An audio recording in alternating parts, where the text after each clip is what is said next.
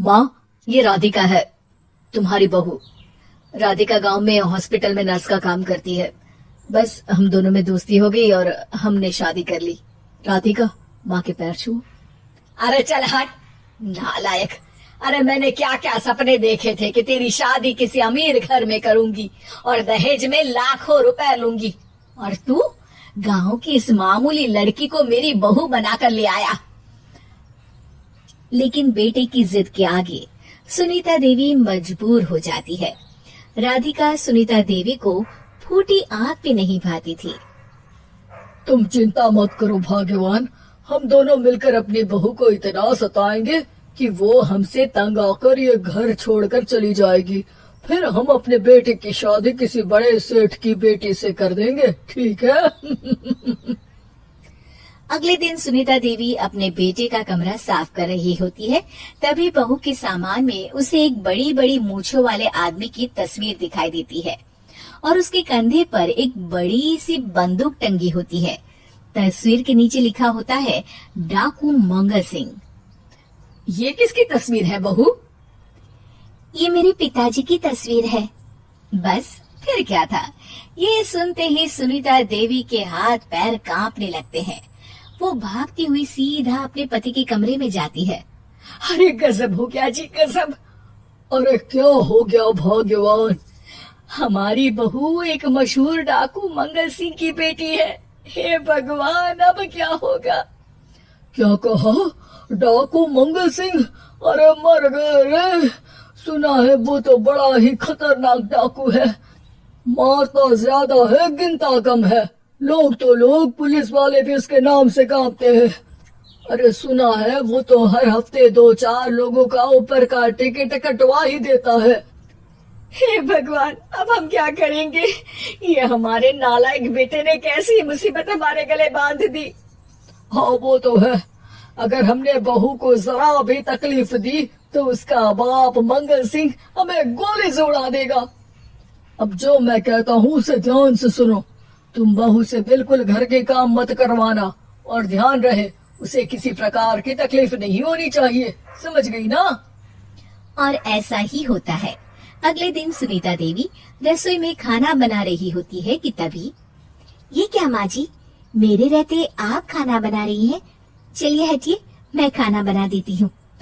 अरे नहीं नहीं बहू, तू यहाँ क्यों आ गई? जा, तू अपने कमरे में जाकर आराम कर, मैं खाना बना लूंगी। सुनीता देवी जिद करके राधिका को भेज देती है।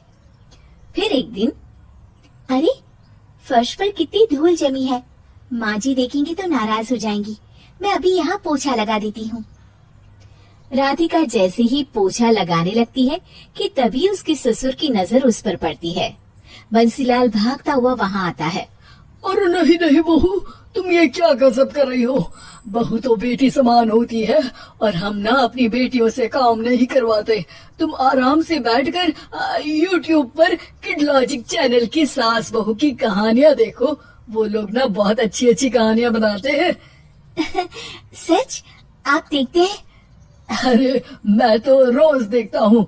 शहर की बहू तो मेरी फेवरेट कहानी है। हाँ, ये कहकर बंसीलाल पोछा लगाने लगता है। इस तरह राधिका के सास ससुर सारा दिन उसकी खुशामद में लगे रहते हैं और उसे किसी महारानी की तरह रखते थे। कैसा लगा बहू? पिज्जा टेस्टी तो है ना? अच्छा, मीठे में क्या खाओगी बोलो तो? माँ जी, मुझे तो काजू कतली बहुत पसंद है और उसके बाद एक गिलास लस्सी मिल जाए तो मजा आ जाएगा। ये सुनते ही सुनीता देवी अपने पति को कोहनी मारते हुए कहती है, अरे सुना नहीं बहू क्या मांग रही है?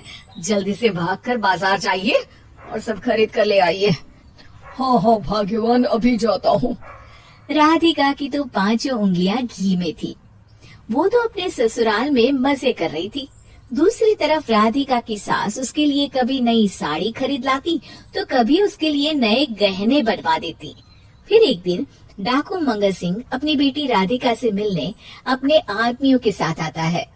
उन सबको देखते ही राधिका के सास ससुर डर के मारे कांपने लगते हैं मर गया रे। डाकू मंगल सिंह तो सच में कितना डरावना दिखता है, ऊपर से इतनी बड़ी बंदूक लेकर घूमता है।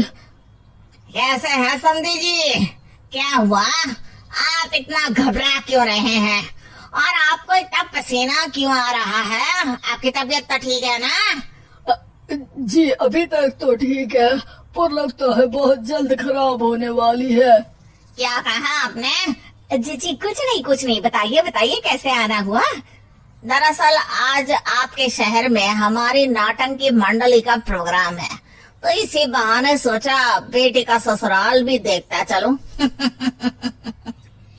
ये सुनते ही राधिका के सास ससुर हैरान हो जाते हैं। क्या कहा? आप नौटंकी में काम करते हैं? हाँ माँ जी, पिताजी डाकू की एक्टिंग बहुत अच्छी करते हैं, उन्हें तो कई अवार्ड भी मिल चुके हैं।